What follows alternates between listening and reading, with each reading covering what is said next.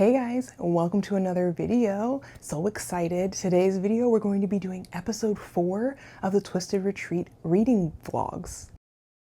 So if you're new, welcome. If you're old, thanks for coming back. Today's video, we're going to be reading 2 books from Twisted Retreat.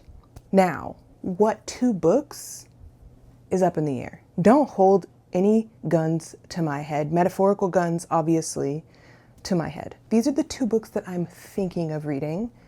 We have The Nightmare Man, which I can guarantee you we are in fact reading in this video. And then we also have Sanctuary by Valentina Rapido. This one's the one I'm not 100% certain on. The reason why, this video needs to go out ASAP, and I need the audiobook for this from Libby. I requested it. It was suspended on hold for me. I unsuspended it, and I don't know when it's coming through. But I do have the audiobook from Libby for this one. So we'll just start here, and if I get this one in time, then we'll jump to this one. However, if we don't get this one in time, then we may end up jumping to Eric LaRocca, At Dark I Become Loathsome. I wanted to read this originally for this month because I've heard great things about Eric LaRocca. People love Eric LaRocca. We read an Eric LaRocca, how many times can I say his name? We read one of his books earlier this month, so I wanted to potentially read this guy. But the thing is, next month is June. And if you know anything about June, it is the queerest month of the year, obviously, even though we are around. Let's be real. We are queer all year round. It's not just June. But all that to say, Pride is in June. So I want to do like a bunch of like queer gay reading in June. That's what my plan is. And Eric LaRocca is a queer author. And Eric LaRocca writes about queer people.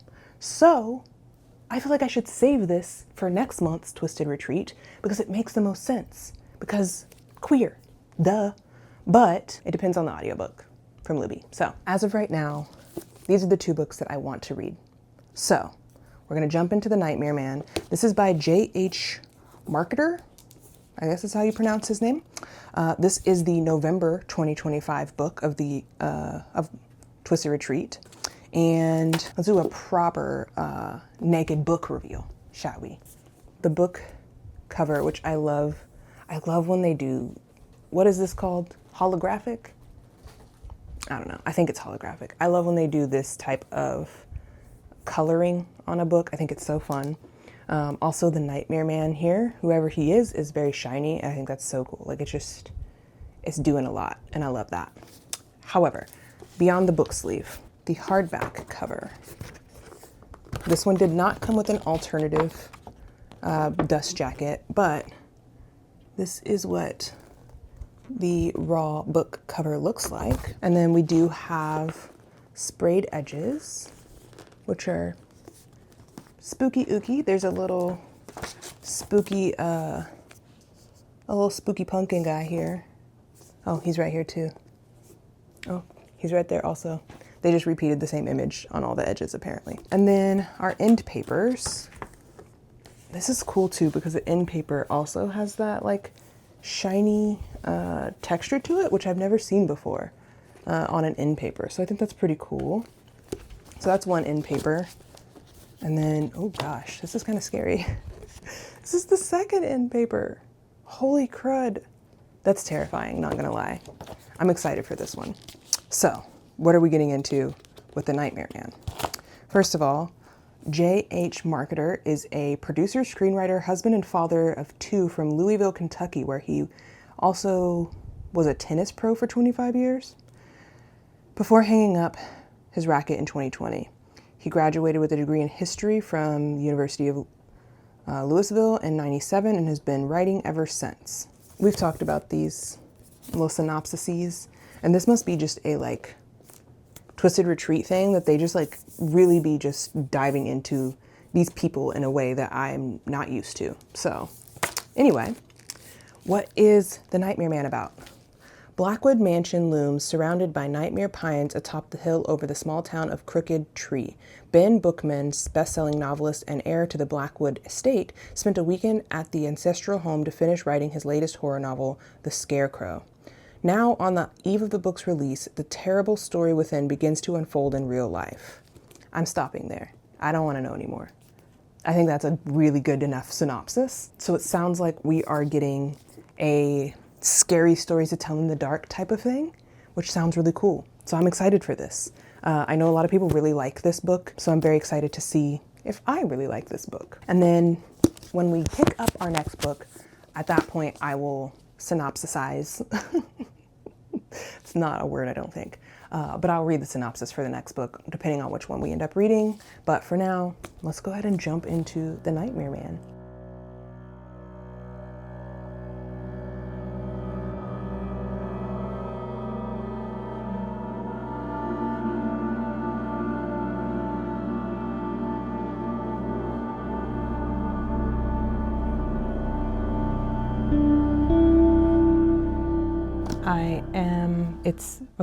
It's Saturday, May 30th at 11:10 p.m.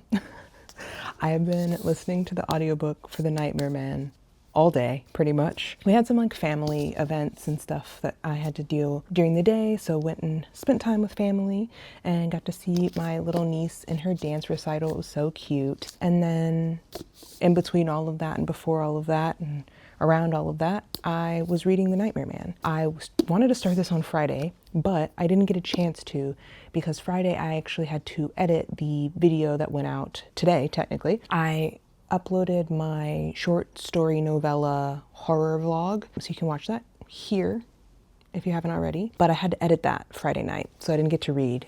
So it's Saturday at 11:20 p.m.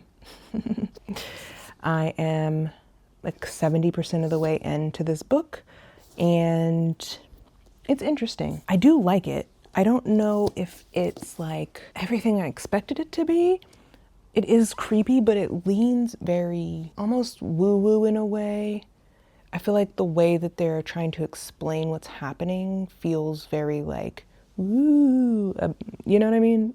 I don't know if that makes sense. But right now, the way that they're trying to explain what's going on, it kind of just feels like, so what's happening? You know what I mean? Essentially, though, we are following Ben Bookman, who is an author, and he writes horror books. He has a full series of horror books that he has written, and his latest book is called The Nightmare Man. We learn that he has written these like crazy, grotesque to some people, just like crazy, chilling, like almost horror thriller books from the way that they're being described. A lot of body horror, a lot of like murder, death, that sort of thing. But it does feel like we're following a horror thriller writer in a way. All that to say, he writes these books, and one of the books he writes, The Nightmare Man, seems to have come to fruition. Like the story that just came out, he just was at a publishing event where he had published The Nightmare Man. It's been out for like a week, and there's a murder that resembles a murder in his book. They're like, what the heck? And the like catch of that is that his book came out that week, but the murders happened 3 weeks earlier. So it's very suspicious. Like why, like how did that work out? Especially because he ended up writing and finishing writing this book in a weekend. He was having like severe writer's block. He was up to the deadline, and like right before the deadline hit, he wrote the whole entirety of the book. We're following him. We're also following a detective in this town called Detective Mills. They live in Crooked Tree is the name of the small town that they live in. And Detective Mills is a detective in Crooked Tree. We learn that like weird, creepy, terrifying things happen in this small town like no one's business. There's always some kind of crazy, some weird, awful something going on in this little town.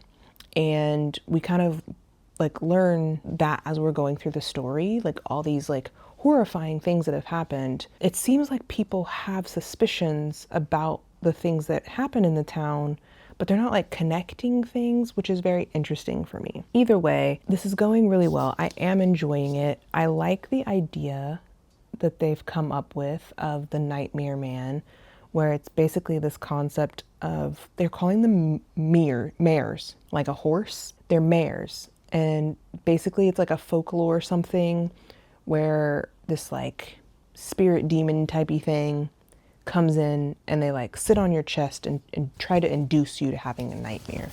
It sounds very much like the way people describe sleep paralysis demons is what it sounds like to me. I have sleep paralysis and I ain't never had nothing like that happen to me. To each their own. I don't know what y'all got going on, but that don't happen to me. I just almost have a heart attack every time I try to wake up and I can't move my body. All that to say, it's very interesting. Ben has been like a subject of like, they've been looking into him as a suspect for things because he had a brother who disappears, suspect him as being involved in some way. Ben has sleepwalks. He's always had sleepwalking since he was a kid. He's always done that.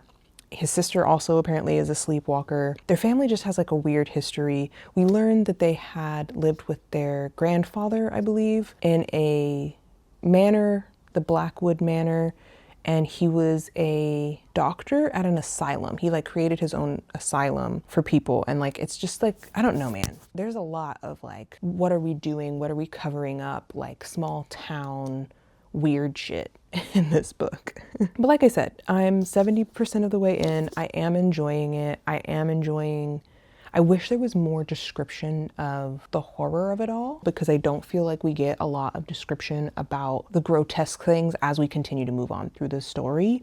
We get a lot of that stuff up front and like we're honestly hit with it in the very beginning of the book, but then it's like it just kind of starts trickling out. And I'm like, okay, this is turning into more of a mystery thriller and less of a horror. Where's the horror at? I want it back. Bring it back. And I think we're getting back there now that we're 70% of the way in and we're realizing that like things aren't what they seem kind of thing. So that's my update on The Nightmare Man. Outside of that, we obviously still have one more book that we need to read. But the problem is, I didn't realize this, okay? Here's the thing. When you put a hold on your library books and they run past, they'll suspend your hold. I thought that as soon as I unsuspended it, the book would be there and I would be able to read it. Don't ask me why I thought that. Don't ask me why that made sense in my brain, but it's not. And I'm learning that I should have actually unsuspended them like 2 weeks ago because I'm not getting any of the books that I wanted. Either one of the books. The Eric LaRocca is not available on audio and the Sanctuary Valentina book is not available on audio right now. It says the Valentina book should be available in approximately 2 weeks, and it says that the Eric LaRocca book would be available soon. However, it still hasn't shown up in my Libby. So I'm like, not really sure what to do. I'm hoping that they'll come available soon as I finish this. I'm gonna try and finish reading this tonight so that I can start one of those books tomorrow because I do want to try and get this video up. I don't think it's gonna be up on Sunday. I think this is gonna probably be up on Monday just because of how timing is working out, but that's the plan. Other than that, my sister is gonna be coming over tomorrow and we're gonna watch The Longest Walk, the Stephen King movie. I wanted to watch it in theaters. Obviously I didn't get to, but we do own it. So she's gonna come over and we're gonna watch The Longest Walk at some point tomorrow. And I'm very excited for that. That doesn't mean I'll have a break from my reading, which I think is fine because I'm going ham on these readings this month. I was looking at my Fable and I've already read 12 books this month. And 12 books, keeping in mind, we had 3 novellas, we had 2 mangas mixed into our regular books, but like reading is reading, girl. However you read, that is reading. So we're not judging people for how they read and what they read. It's a book. A book is a book is a book is a book. I don't care if it's all pictures. It's a book. So all that to say, I've done 12 books and I'm still got 2 more to go that I haven't finished. So I'll have had 14 books read this month. Too much, you guys. That's why I'm behind. That's why I'm not keeping up. Crazy. So I've decided what I'm doing next month. All of my reading next month is fully going to be LGBTQ related reading. It's Pride Month in June. We're rocking with it all month long. I've found LGBTQ books, characters. I found LGBTQ authors. And I don't know what kind of like vibes and themes I'm gonna have. I own way more books, not just books that have like gay characters, queer characters, trans characters, but books by actual bisexual, asexual, trans, lesbian, queer, gay authors. I own so many. Girl, talk about being proud of myself. I didn't even know. I went through all my books. I have three stacks of books to choose from to read in the month of June. I'm so excited. One of the books that I really wanted to read in June, I was like, oh, I'm not gonna be able to read it because it's a real thick book, and I really wanted to read the full book and do like a whole spoiler thing with it. And I was like, I don't think I'm gonna get to read it because I don't know that the author, like, I don't think it's a queer book. I don't think it's a queer author. Y'all, they're queer. I'm so happy. I was so sad that I was like, I'm not gonna get to read this. I'm so sad because I really wanted to read this book, and I'm gonna be able to read it. I'm so lit about it. I think I'm probably gonna start with that book for the month of June. I'm just gonna read one book because it's a chunk. It's a chunky book. So I'm gonna read that whole book and then just do like a full spoiler filled vlog for that one. And I'm very excited. And then I have options for like doing taste tests of queer authors. I have 2 different options that I can choose from. If I want to do a video like that, I have horror and fantasy and young adult. Like I have so much, you guys. I'm so happy. Anyway, that's not what this video is. But I just wanted to update you, let you know what I'm doing, what's going on. I'm about to sit down and finish reading this while I eat some quesadillas. And look, okay, don't judge me. I promise y'all I'm not pregnant, but it's almost midnight and I want to eat and drink what I want. I got a glass of orange juice. I'm obsessed with orange juice. I got obsessed with orange juice when I was pregnant with my daughter. Before that, I could not drink orange juice. It always made my stomach hurt. It was too acidic. I would get nauseous and upset tummy. It was bad. But I got pregnant and I couldn't get enough orange juice in my body, y'all. I wanted orange juice always. If it wasn't water, it was orange juice all the time. So I don't know. It's still here. I still crave orange juice. I also crave yogurt, which I hated yogurt before I was pregnant. I still love yogurt. It's a weird thing. But we're gonna eat that. I have leftover quesadillas from my family lunch today. I got a little bag of Flamin' Hot fries and I got some water and my horror book. And I'm just gonna sit here and listen and eat and enjoy myself. So I'll see y'all probably in the morning, I'm gonna say, because it's midnight. My husband's about to come to bed. So I'll see y'all in the morning with the update on how the Nightmare Man went. And we'll see what we're gonna do about our second book for this month. I don't know. I'm tempted to just only read one book and be done with this so that I can be done with this month. This month's been long. It's been crazy. We'll see how we feel in the morning, but I'm gonna wrap this up and I'll come back with an update in a little bit. No, not a little bit. For you, it'll be a little bit. For me, it'll be tomorrow. So I'll see you tomorrow. Hello. Update time. It is not the morning. It's 1:30 in the evening. My hair looks kind of crazy because I've just been chilling around the house for the most part. I just put my daughter down for her nap, and right before that, I finished The Nightmare Man. So, I want to give y'all my final thoughts, my final opinions, my final everythings. It didn't go where I thought it would. I'm going to be honest with y'all, towards the end, I started getting confused because there were too many people being named. Too many people with like semi-similar names that I just really like had a hard time keeping up with like who all the people were. There's like 6 or 7 characters at the end of the book that are all like in this big scene together. And I'm like, who's what's happening to whom? I don't understand what's going on anymore. But obviously the way it wraps up and the way it ends, I was like, I felt like it was wrapped up really well. It was sad, but also like a good payoff. I will say that the twist that happens towards the end, I saw coming, and I kind of felt it from the very beginning of the book because of how things kept being mentioned over and over again about a specific character. I was like, I see you. I know what's going on. I know what's going to happen here. So all that to say, it was very interesting. There was some like weird sexual assaulty type stuff going on.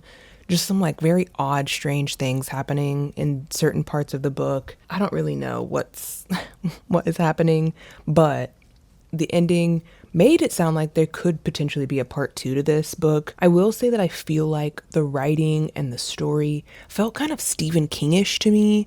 It felt very sci-fi horror in a way that it didn't feel paranormal horror, and that's what I was more wanting, and it just felt more like, it felt very Stephen King. I don't know how else to explain it. And I don't really love Stephen King, if I'm being honest. Have I read a lot of Stephen King books? No. I'm not gonna lie to you. I have read one singular Stephen King book, and that was Misery. I have not read any other Stephen King books. They're too big. Okay? They're too big, there's too much. I don't even know that I care, to be very honest with you. I've seen some of the movies that have come from Stephen King things, and I don't know. None of them have ever like really been like, ooh, I wonder what that book would be like, other than Misery. Watching Misery, I was like, ooh, I would love to read that one day. But like Pet Sematary, all of the, none of those have sounded interesting enough for me to want to read the book. So there's that. The only one actually that I would be interested in reading is The Outliers. I think that's what it's called. They made a TV show out of that book, and I really liked that show. I watched that with my husband, and he had read the book before the show had come out. And so I'm interested in reading that one, but that's like the only one really. But I am about to go watch The Long Walk. I don't know, remember what it's called, which is a Stephen King adaptation. So maybe if that movie's good, I'll be interested in reading the book. I don't know. All that to say, rant on the side here. It felt Stephen King-ish, and I feel like I'm learning that I'm not a big sci-fi horror person. Paranormal horror? Yes. Sci-fi horror? No. And that's how this felt to me. It felt like it could have gone paranormal, and it didn't. It just went very sci-fi-ish to me, in my opinion. And so it just didn't deliver the way I had wanted it to have delivered. It wasn't horror enough for me either. Like I said in my earlier rant, that like it just felt very much like the beginning, we get all these horrifying imagery and all this horrifying detail, but then that like teeters off and it just kind of turns into a mystery thriller. That's pretty much the whole book. It doesn't feel horror to me. It felt like we started out there and then we just kind of like, we're like, well, let's just like bring in a detective and make this more of a mystery situation. And that's kind of how it felt. There were like paranormal concepts in the book, but that didn't feel like that's what was happening either. I don't know. At the end of the day, I enjoyed reading this. It wasn't exactly what I was hoping for or what I would want based on this cover too. Like I'm craving some like graphic, gory horror. Like I really just want it to be like terrifying horror, and I feel like I'm not getting that. And I don't know if that's because I have like specific things that scare me, and so I need to be looking for those specific tropes in a book, but like I just feel like I'm not getting the horror of horror books that I want. I want to be scared. I want something to be creepy and scary, and I do like gore. I do like bloody, gory explanation, body horror. I love that stuff, which is why I really liked the Eric LaRocca short story set that I read, which makes me think I'm probably going to end up reading the Eric LaRocca book in this video. Neither one of the audiobooks have come out, but the Eric LaRocca is like a really short book, so I feel like I can read that one relatively quickly. So I think I'm just going to move on to that one, and then I think that's the end of that. So all that to say, I ended up giving this 4 stars. It wasn't bad. It just wasn't everything I wanted it to be. So I'm hoping that this Eric LaRocca Twisted Retreat book that I have will be everything I need it to be, because I want true horror, you guys. I don't know what's going on, and I don't know why I'm not finding it, but I need it and I want it. So I'm going to go find that book. I'm going to read that book, and I'll come back with an update once I've started.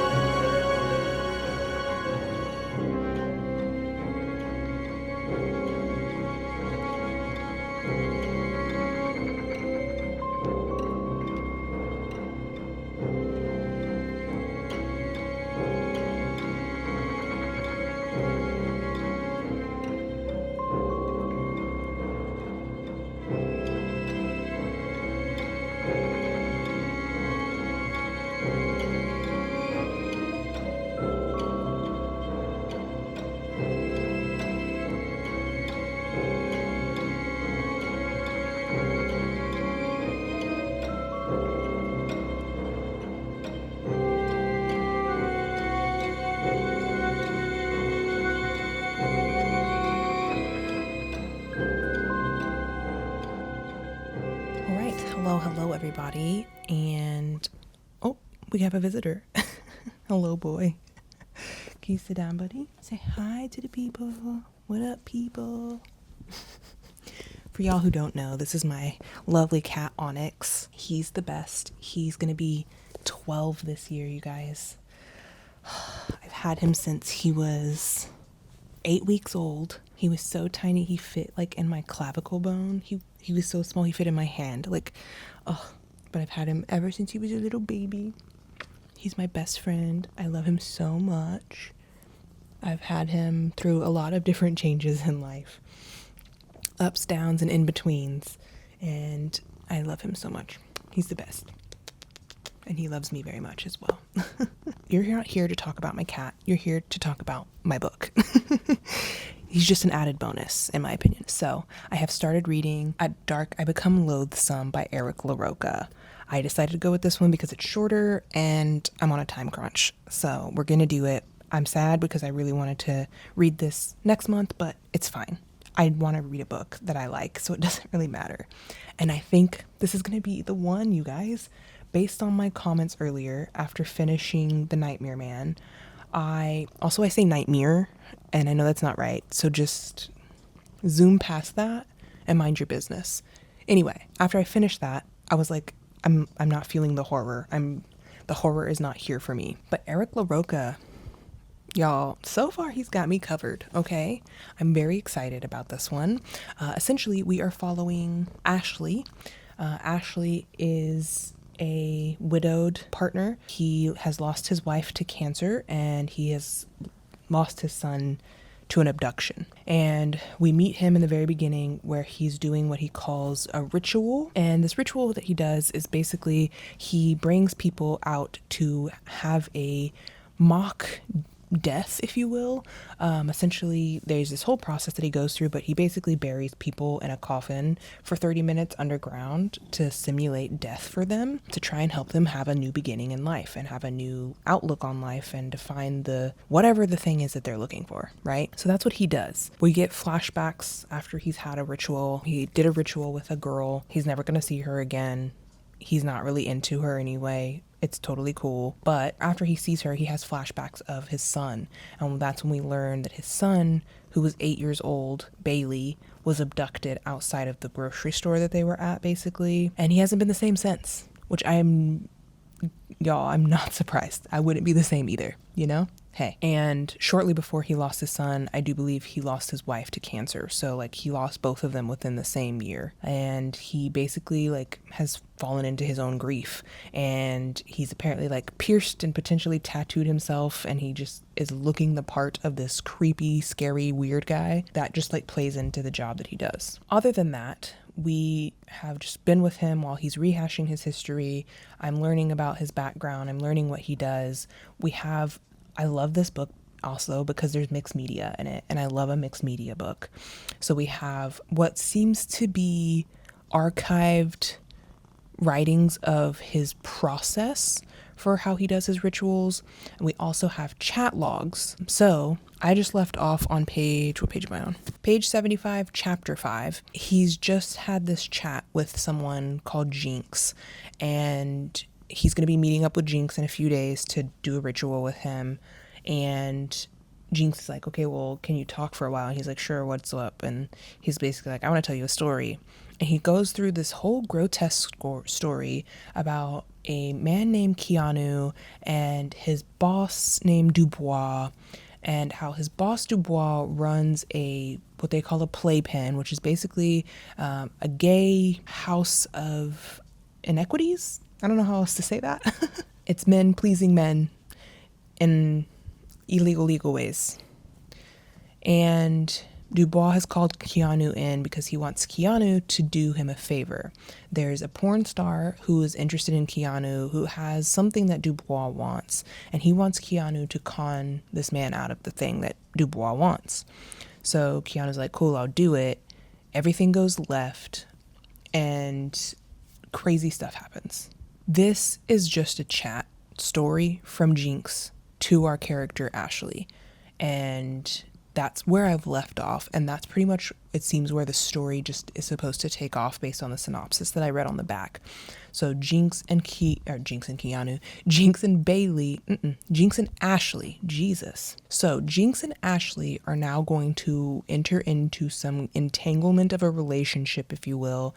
There is talks about Ashley having gay feelings and homosexual feelings, but not acting on them because he was married to his wife Pima, and now that she's dead, like, he's still very much aroused by men, but he doesn't want to be, and he like has like these flash moments of like hallucinations of his dead wife being in their home and him having conversations with her, and her basically being like, you know, be who you are who you are, and that's okay. We also have a flash of apparently Ashley not being very kind to his son Bailey, and potentially having called Bailey a slur of some sort. And reminder, Bailey was 8 when he disappeared. But apparently Bailey liked to wear his mom's wedding dress to play in, and apparently Ashley called him a slur of some sort, and he's never forgotten it. Clearly, Ashley is dealing with a lot of repressed homophobia, and he does talk about how his father basically like repressed that in him, and basically like not literally beat into him, but basically told him over and over again, like, this is what men do, men don't do this, men are like this, you should be like this because that's how men are, and just like basically yelled the gay away from him, if you will. I don't know, but his dad wasn't accepting of his gay behaviors, and thus he doesn't act in a gay way. So yeah, that is At Dark I Become Loathsome. I will say the chat story was crazy pants, especially how it ended, and then especially how Ashley responded to the chat. So I'm excited to see what comes next. I can't believe I've already crushed a lot of this book. I've been reading for a little over an hour, and I'm already on page 75 because it's a quick read, y'all. This is a quick one, and I'm eating it up. So I'm going to continue reading for a little while. It's already 9:40. So I don't know that I'm going to get to finish, but I'm going to read for as long as I can until I go to bed. So that's the plan. Other than that, I wanted to share with y'all updates about my evening. I got to watch The Long Walk with my sister. That was such a good movie. I quite enjoyed it. It was sad. I cried multiple times. But I really enjoyed it. I don't think I'll read the book, but I would rewatch it. And I told my husband I would rewatch it with him because I was like, it was really, really good, and I definitely think you should watch it. I also watched Send Help, and I didn't like that. It was supposed to be a horror comedy, so I could forgive it for its weirdness, but like, it just genuinely was not good to me. Like, I was just like, what is this? I don't like either of these characters. I don't care about either of these characters. So like, what they're doing means nothing to me. I did not enjoy it. But whilst we were watching those movies, my sister had asked me a while back if I wanted to do a craft with her, and I told her yes, and we never got to do it because the weather here was terrible. We had all kinds of stuff going on in our personal life, with family and events and all of that, so we never got to it. When she came over today, we got to do it, and so I wanted to show you what we did. We did painting on our pants. So my sister had sent me I think it was a TikTok reel, potentially, and was like, ooh, we should do this. If I can find it, I'll clip it in here.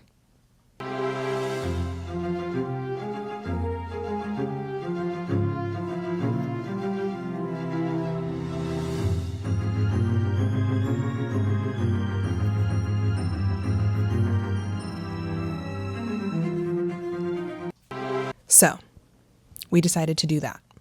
And I didn't know what I was going to do because I was like, I'm not artsy, y'all. I'm not an artsy person. I don't know how to do artsy things.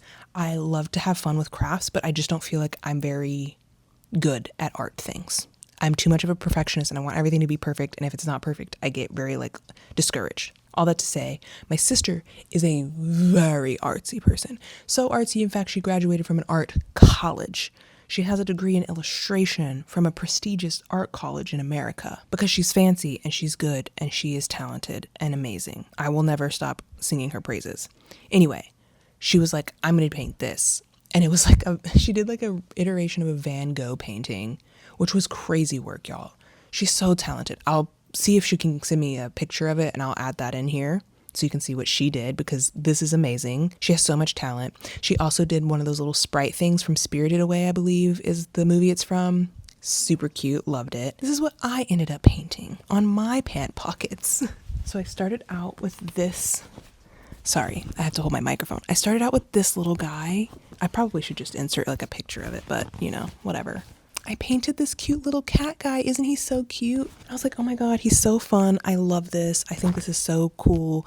I didn't want to do anything super crazy. These are my favorite pair of pants, by the way. I literally wear these every day. So now I'm going to have to wear these with this like weird three-eyed Sphinx cat on it. But like, isn't that so cool? I'm so proud of myself. I thought it was going to turn out really bad, and it actually came out pretty good. So then I was like, okay, well, what do I do with the other pocket? I don't know what to do with the other pocket. And low-key, y'all, I don't like the other pocket. And potentially, I will cover it maybe with fabric, because I know that people do like fabric pocket patches. So maybe I'll do that. Or maybe I'll fully just paint over it and do like a full-on painting on that side of the pocket, because I don't really love what I ended up coming up with. I wish I had done something a little bit different, but it's what I could think of in my brain at the time, and I was like, this kind of goes. Y'all know I love horror. One of my favorite horror movies, actually, is As Above, So Below. And I've always loved the phrasing. I've always loved the idea of it and the concept. So on the other pocket, I drew a sun on top that says As Above, and then turned it into like a crescent moon shape on the bottom that says So Below. And I just thought that was kind of like they go together well. They're like, I don't know, kind of woo-woo-y in a way. And I thought that it would balance, but like now that I like look at it, I don't love it as much. So I don't know. I tried, and I think that pocket looks kind of silly. I love my cat though. I even gave him little silver earrings. One of his eyes is really wonky though. Like this eye is like a little wonky, but I think that like overall it just came out really good. I really like it. I just wish this side had been better. This was the side I was being super critical on too, and then it like ended up turning out so beautiful. And then this side is this, and I don't know, y'all. I don't love it. So I'm gonna do something to cover that up. I don't know what, but potentially just getting some fabric and putting a fabric patch over it. But like this side, he is a cutie patootie, and you can't tell me otherwise. I love him. And I say him because I also was calling it a her. And I was like, what should I name her? And I do think I'm going to call it a her, actually. And I think I'm going to name her Luna. My little Luna cat. She's so cute. Anyway, that's what I did today. I had so much fun doing that. Really enjoyed my time. And I enjoyed watching the movie. So if you haven't seen The Long Walk, we did buy it. I don't know that it's available on any streaming services. Y'all can Google it. They'll tell you. Either way, I did enjoy watching it, and I will be rewatching it again at some point with my husband so that he can watch it, because it was just so good. I literally cried so many times, y'all. I didn't expect that movie to get me the way it got me, and it got me good. It's so good. Anyway, those are my updates. I'm gonna go. I need to read some more, and my husband's about to go to bed because it's almost 10 o'clock and we have work in the morning. I will update y'all in the morning, hopefully if I finish this, and if not, with just an update on how it's going.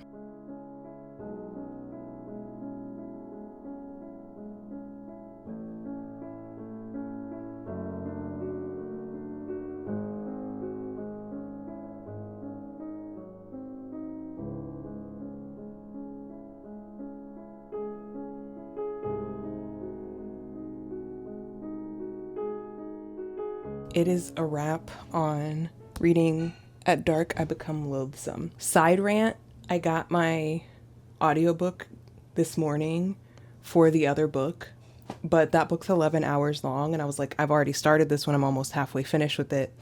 It's too late, so I had to put it back on hold. Maybe we'll read it next month, but I did finish At Dark I Become Loathsome by Eric LaRocca. So I finished the book. I was expecting there to be more from this, as far as like graphic horror is concerned. The there was like a trigger warning video that I had seen for this recently before I even started reading it about like splatterpunk, blah, blah, blah, like all these extreme horror type things. And I was like, oh man, this is going to be a doozy. And it kind of was just like one part. That part I told y'all about yesterday where he's getting told a crazy story by this Jinx person. That was like the most graphic part of the story. Crazy things do continue to happen to Ashley. It's just kind of a crazy story.